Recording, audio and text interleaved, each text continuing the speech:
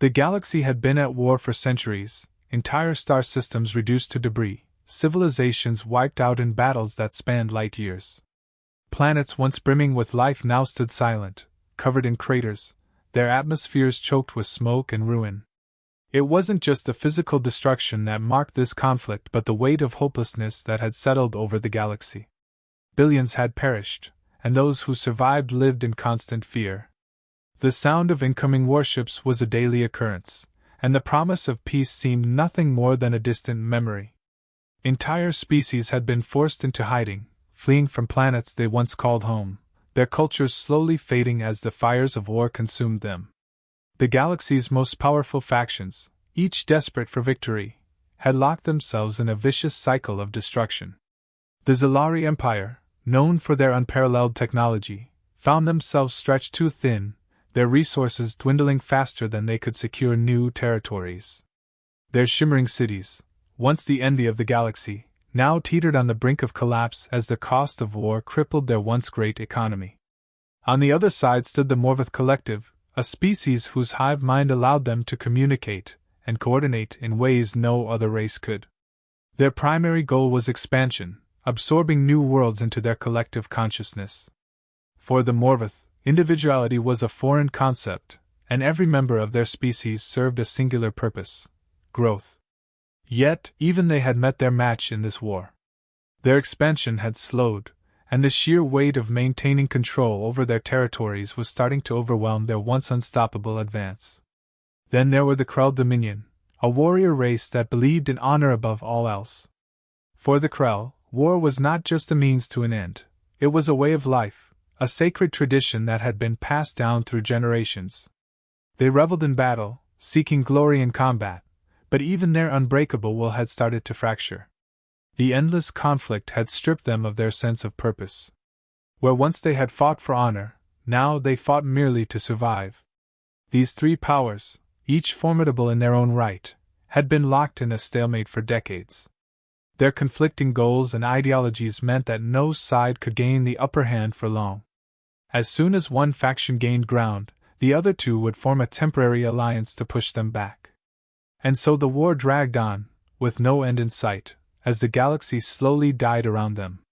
Amid this chaos, humanity had remained a silent observer. After making first contact with the galaxy's other species centuries ago, Earth had chosen a different path. Rather than engaging in galactic politics or conflicts, humanity had turned inward, focusing on its own development. They had learned from their own history that constant war only led to ruin. So, while the rest of the galaxy tore itself apart, Earth quietly advanced, its technology progressing at an astonishing rate. Humanity had made incredible strides, far outpacing the expectations of other species. But they kept these advancements hidden, choosing not to flaunt their growing power. Earth's leaders believed that their strength was best kept a secret. They had no interest in conquest or domination, instead, they sought stability and peace. Their isolation was a conscious decision, a way to protect themselves from the chaos that had consumed the rest of the galaxy. To the alien factions, humanity remained a mystery. Despite being technologically advanced, they rarely engaged with other species. Many viewed them as primitive, having never experienced the horrors of war on a galactic scale. Rumors about Earth spread through the galaxy, each more fantastical than the last. Some believed that humans were too weak to fight, their peaceful existence a sign of cowardice. Others whispered of secret technologies so powerful that even the Zalari would tremble if they knew the truth. Still, most of the galaxy paid little attention to humanity. In the grand scheme of the war, Earth was a non-factor, a planet content to sit on the sidelines while the rest of the galaxy fought for survival. But those who underestimated humanity had no idea of what they were truly capable of. The tipping point was fast approaching. The war, which had been locked in a stalemate for years, was beginning to spiral out of control. Resources were running low, and desperation was setting in. The Zalari, Morvath, and Krell knew that they couldn't continue the fight much longer. If something didn't change, the entire galaxy would be plunged into darkness. As the war dragged on, some began to wonder if an external force could shift the balance. Whispers of intervention started to circulate, and eyes began to turn towards Earth. There was a growing belief that humanity, despite their isolation, held the key to ending the war once and for all. But whether humans would choose to act remained uncertain. They had stayed out of the conflict for so long, and many doubted they would risk getting involved now. Yet, the galaxy had never needed them more. The stage was set, and the pieces were moving.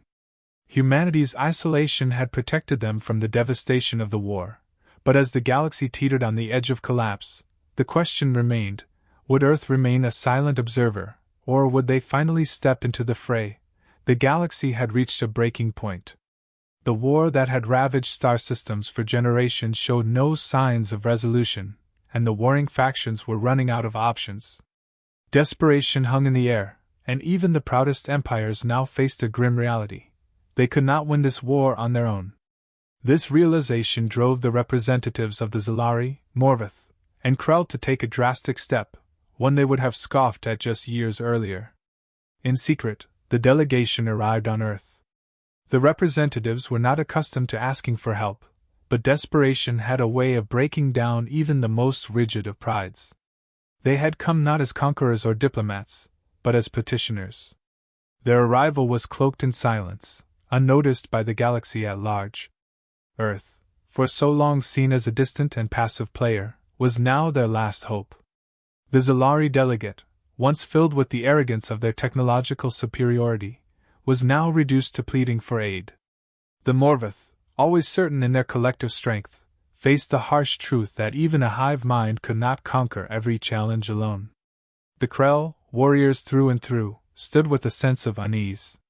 Asking for help was a deep dishonor, but survival trumped all in the end. The delegation requested an audience with humanity's leaders, laying their hopes on the thin possibility that Earth might respond. The plea was direct and unvarnished. The galaxy was on the brink of total collapse, the ongoing war having drained the resources of every faction.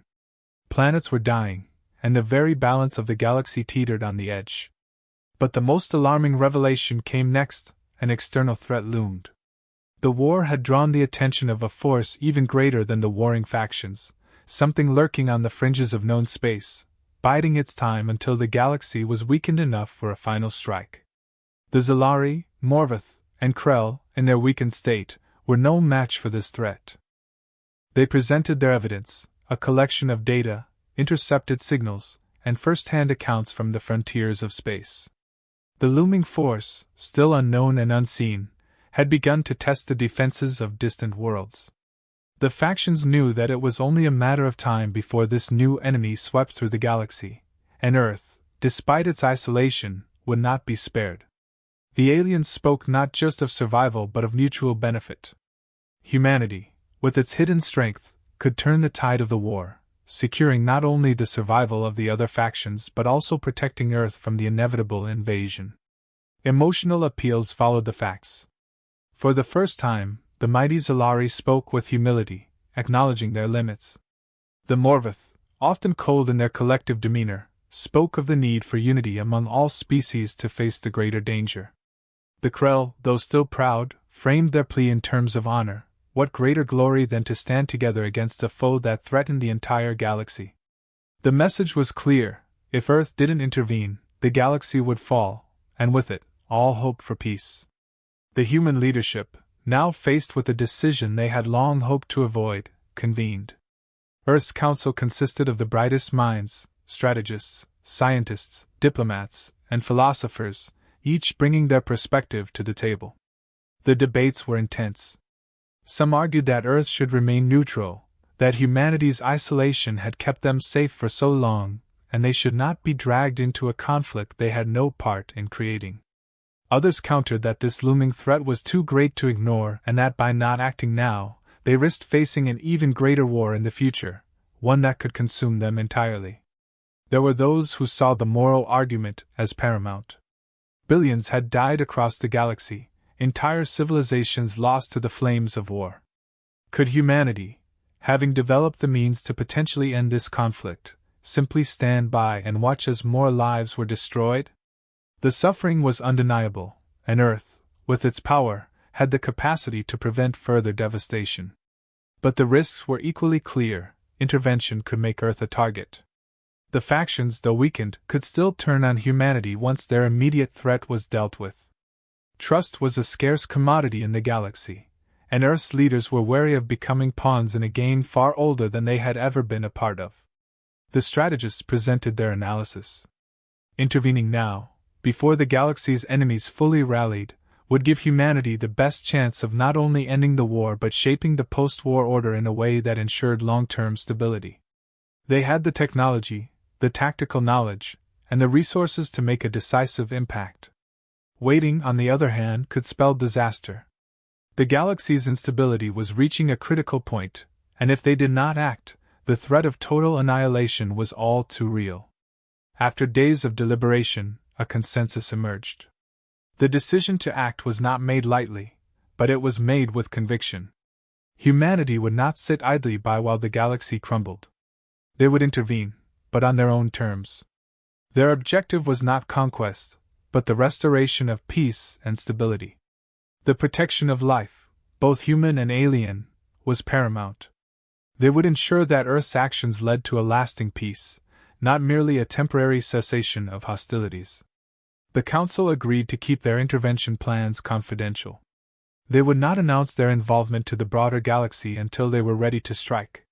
The element of surprise was crucial to their strategy. Humanity had stayed hidden for so long, and that very obscurity would be their greatest weapon. In the quiet halls of Earth's council chambers, the decision was made. Humanity, for so long a passive observer, was about to step onto the galactic stage. The war would end, and it would end quickly. But this time, the galaxy would never forget the day humans finally joined the war. Earth's decision had been made, but their actions would be nothing like the galaxy had ever seen before. For centuries, humanity had remained hidden, watching the chaos unfold while silently building an armada that no one knew existed. Their fleet, a massive collection of ships and weapons, had been crafted with precision, using technologies that far surpassed anything the warring factions could even imagine.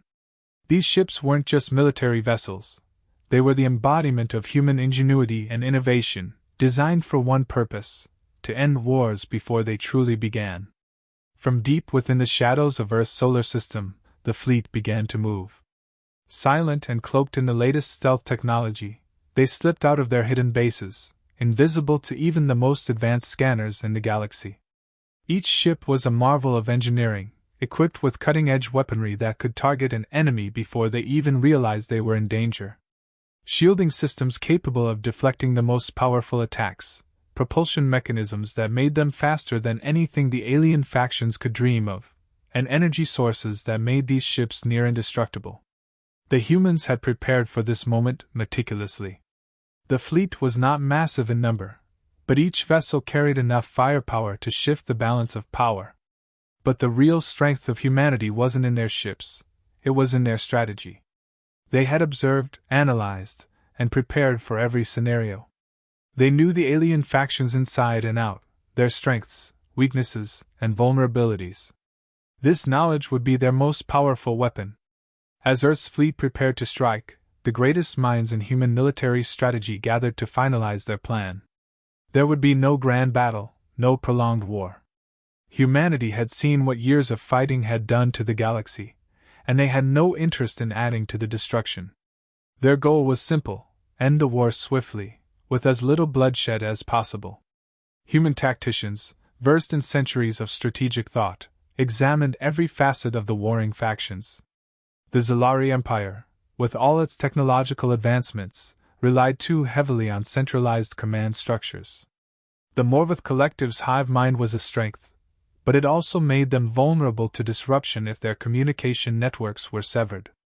The Krell Dominion, while formidable in direct combat, operated on rigid hierarchies that made them predictable. Each faction had its strengths, but they also had glaring weaknesses, and humanity had the means to exploit all of them simultaneously. The plan was laid out with the precision of a chess master positioning their final move. The first phase would involve crippling the communication and supply lines of each faction, cutting them off from each other without firing a single shot. Next, human forces would target key military installations, rendering them inoperable.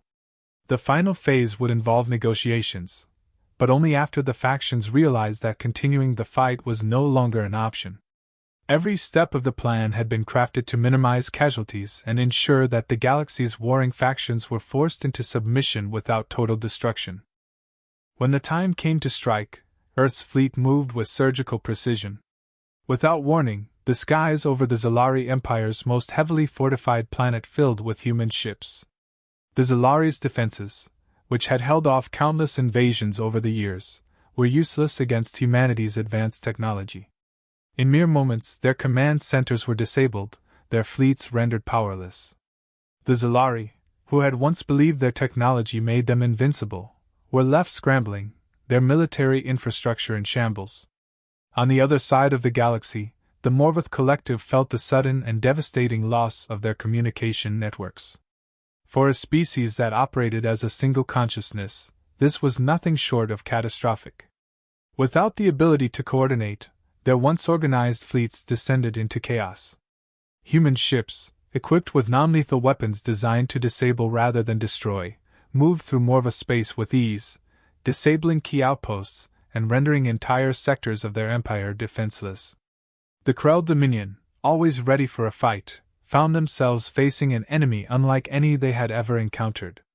Human ships appeared without warning, striking at vital military installations and retreating before the Krell could respond.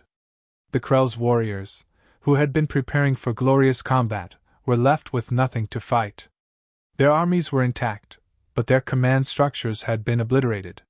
For the first time in their history, the Krell were powerless to respond. Humanity's first strike had been swift, devastating, and yet, remarkably, it had caused minimal loss of life. The focus on disabling rather than destroying had achieved what centuries of warfare could not. It had brought the galaxy's greatest factions to their knees without plunging them into further chaos. The shock and awe of Earth's sudden intervention left the alien factions reeling. For so long, they had seen humanity as a distant, unimportant species, one that had no role in the galaxy's grand affairs. But now, that perception was shattered.